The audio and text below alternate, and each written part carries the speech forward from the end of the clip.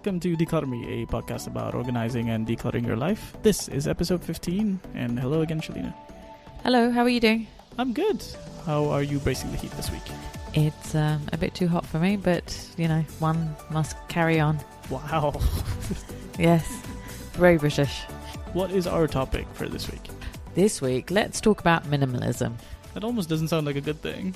Yeah, I'm not a fan, but it keeps on being used a lot. And even when I meet people, they go, oh, you must be a minimalist. Or they say, I'm a minimalist. I live a minimal life. And it's like, I don't think people fully realize what the word minimalism means. I don't think it's apt for most people. I think the only people who can really truly be minimalist are the super rich who have lots of houses in different countries and can buy something and then discard it. You know, like they're that rich that they don't need a lot because they have people to do things. You know what I mean? Like they live in those beautiful, sparse, very expensive houses.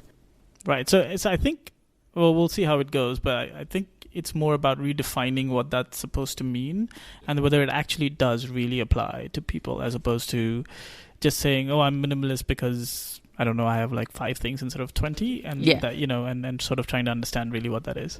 We could do it that way, yeah. Okay, cool. So hit us with the why. The main thing is, I think there's so much stuff about minimalism on social media, on YouTube videos, and the worst is like Pinterest. You know, you see all these images on Pinterest and it's these beautiful set up houses with nothing in them. Like there'll be a living room with no TV remote, no books, no magazines, you know, no tissue box. We all need a tissue box. There's always a nose running or a dirty hand or something, but there never seems to be tissue boxes in these images. It's just beautiful rooms with artfully decorated furniture, and it gives a false perspective on real life and this desire, but it puts too much pressure on people sometimes. They aspire to be like that and to have nothing in their house, but that's not how people live in their day-to-day life, and they don't actually, I think about the fact that these are photos that are set up, like they're purposely designed to look like that.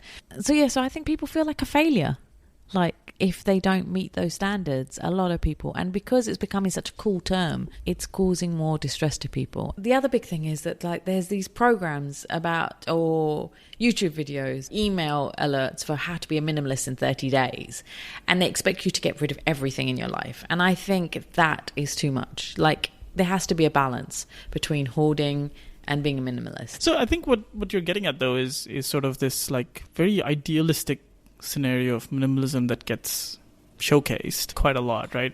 And then would you actually advocate more about keeping your spaces kind of cleaner and like focusing on those things, but not like getting rid of literally everything that you would need in the house, right? Yeah. So I mean, with these things, I mean, there's one. It was like you have to own 30 things only, and that's it. Now, imagine owning only 30 things. Like in total? Total. Oh. It's not possible, right?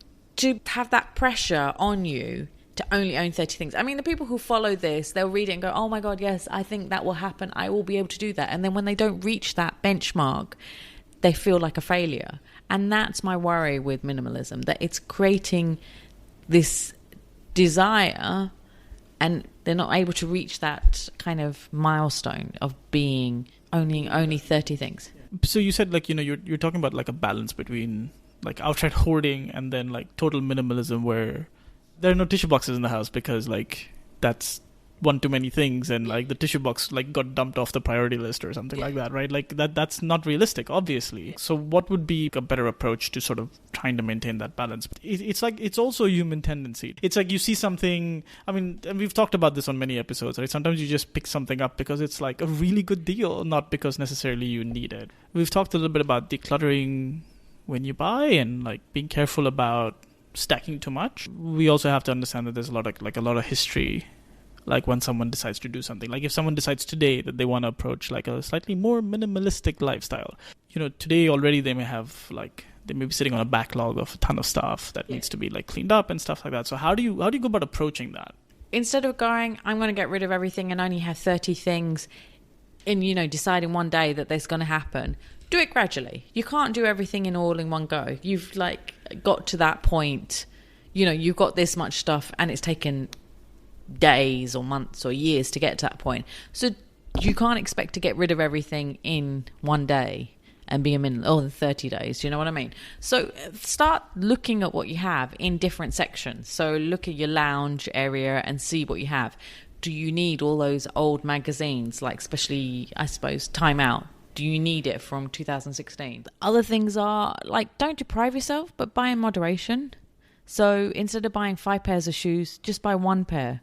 And then if you do, you have to use a 2-for-1 rule. So, you know, you buy 1 thing, you get rid of 2 things. So that will help you to start having a minimalistic lifestyle. Like, you're getting less stuff, but you're not depriving yourself completely, you know.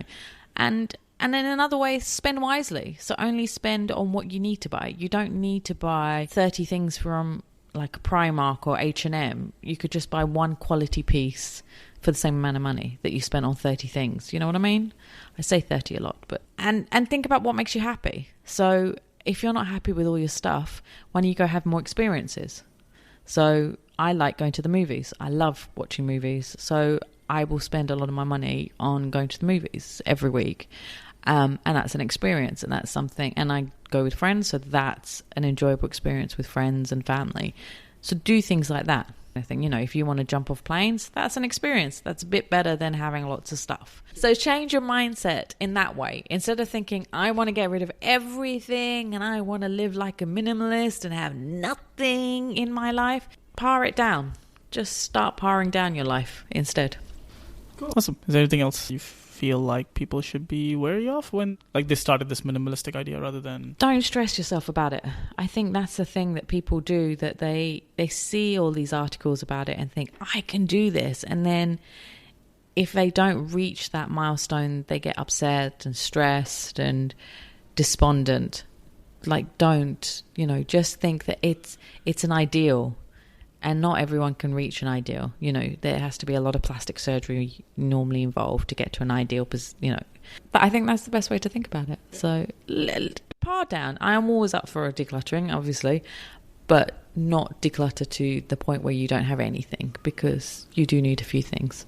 That's it from us for this week. Yet another conceptual episode. As always, you can find more information about this show in the show notes by visiting declutterme.com/podcast. And Shelina, if people want to reach out to you and argue with you about minimalism, how do they do that? Preferably they don't want to argue with me, but if they want to discuss this, they can always contact me at declutterme.com/contact.